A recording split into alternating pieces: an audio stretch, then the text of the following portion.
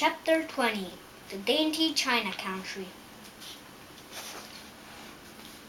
While the woodman was making a ladder from wood which he found in the forest, Dorothy lay down and slept, for she was tired by the long walk.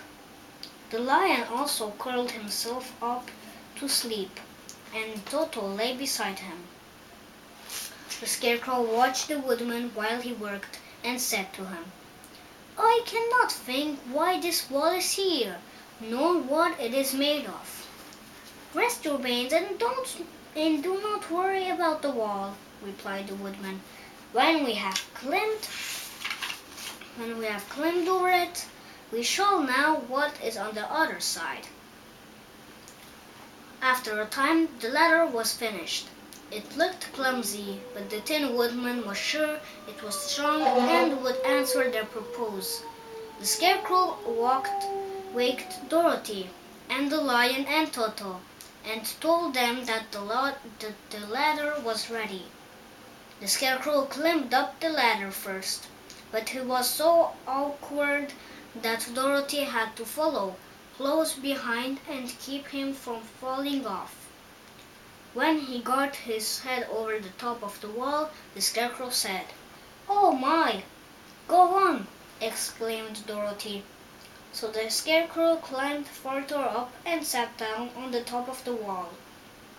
And Dorothy put her head over and cried, "Oh my!" just as the Scarecrow had done. Then Toto came up and immediately began to bark, but Dorothy made him be still.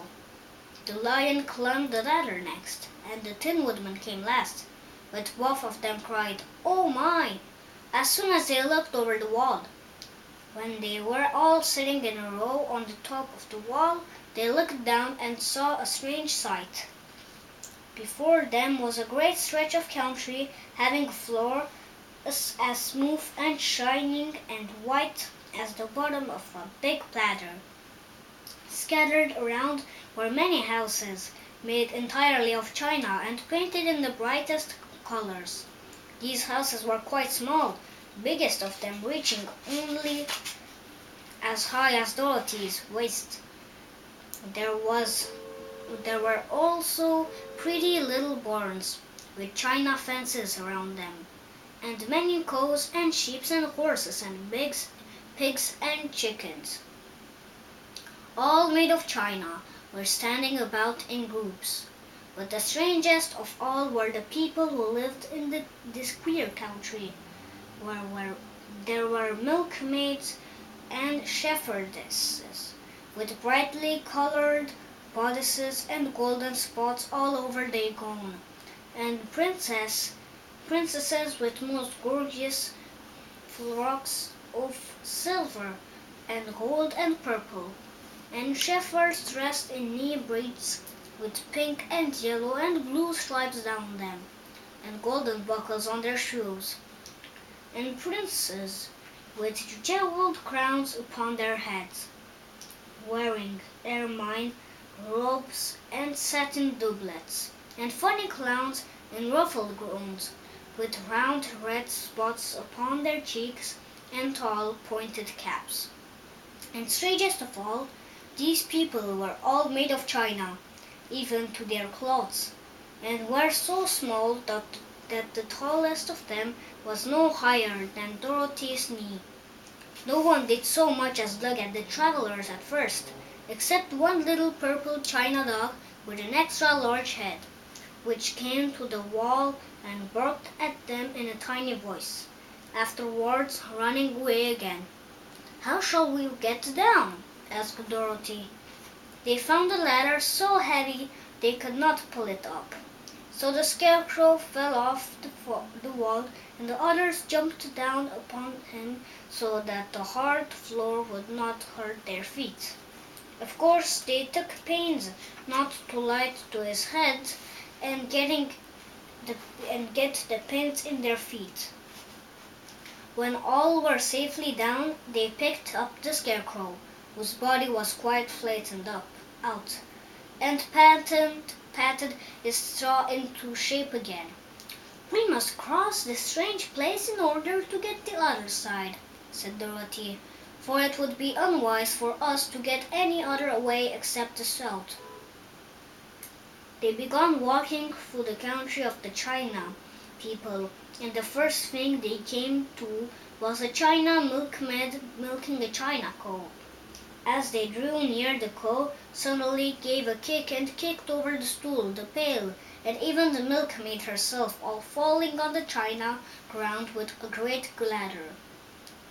Dorothy was shocked to see that the cow had broken her leg short off, and that the pail was lying in several small pieces, while the poor milkmaid had a nick in her left elbow. "There!" cried the milkmaid angrily. "See what you have done! My cow has broken her leg, and I must take her to the mender's shop and have it glued again." "What do you mean by coming here and frightening my cow?" "I'm very sorry," returned Dorothy. "Please forgive us." But the pretty milkmaid was much too vexed to make any answer. She picked up the legs silkily and led her cow away, the poor animal limping on three legs. As she left them, the milk cast many reproachful glances over her shoulder at the clumsy strangers, holding her nicked elbow close to her side. Dorothy was quite grieved at this mishap. "We must be very careful here," said the kind-hearted woodman, or we may hurt these pretty little people so they will never get over it." A little farther on Dorothy met a most beautiful dressed young princess, who stopped short as she saw the strangers and started to run away. Dorothy wanted to see more of the princess, so she ran after her, but the China girl cried out, "Don't chase me! Don't chase me!" She had such a frightened little voice that Dorothy stopped and said, "Why not?" "Because," answered the princess, also stopping a safe distance away, "if I run I may fall down and break myself." But couldn't you be mended?" asked the girl. "Oh yes, but one is never so pretty after being mended, you know," replied the princess. "I suppose not," said Dorothy. "Now there is Mr. Joker, one of our clowns," continued the China lady, "who is always trying to stand upon his head. He has broken himself so often that he is mended in 100 places, and doesn't look at all pretty. Here he comes now, so you can see for yourself." Indeed, a jolly little clown came walking toward them, and Dorothy could see that in spite of his pretty clothes of red and yellow and green, he was completely covered with cracks, running every which way and showing plainly that he had been mended in many places. The clown put his hands in his pockets, and after puffing out his cheeks and nodding his head at them saucily, he said, "My lady fair, why do you stare at poor old Mr. Joker? You're quite as stiff and prim as if you'd eaten up a poker." "Be quiet, sir," said the princess. "Can't you see these are strangers, and should be treated with respect?" "Well, that's respect, I expect," declared the clown, and immediately stood upon his head. "Don't mind Mr. Joker," said the princess to Dorothy. He is considerably cracked in his head, and that makes him foolish." "Oh, I don't mind a bit," said Dorothy. "But you are so beautiful," she continued, that I am sure I could love you dearly. Won't you let me carry you back to Kansas and stand you on Aunt Em's mantel shelf? I could carry you in my basket." "That would make me very unhappy," answered the princess. "You see, here in our own country we live contentedly, and can talk and move around as we please. But whenever any of us are taken away, our joints at once stiffen, and we can only stand straight and look pretty. Of course, that is all that is expected of us when we are on mantel shelves and cabinets and drawing rooms table. But our lives are much pleasanter here in our own country. I would not make you unhappy for all the world, exclaimed Dorothy. So I'll just say goodbye. Goodbye, replied the princess. They walked carefully through the China country. The little animals and all the people scampered out of their way, fearing the strangers would break them, and after an hour or so the travelers reached the other side of the country and came to another China wall. It was not as high as the first, however, and by standing upon the lion's back they all managed to scramble to the top. Then the lion gathered his legs under him and jumped on the wall.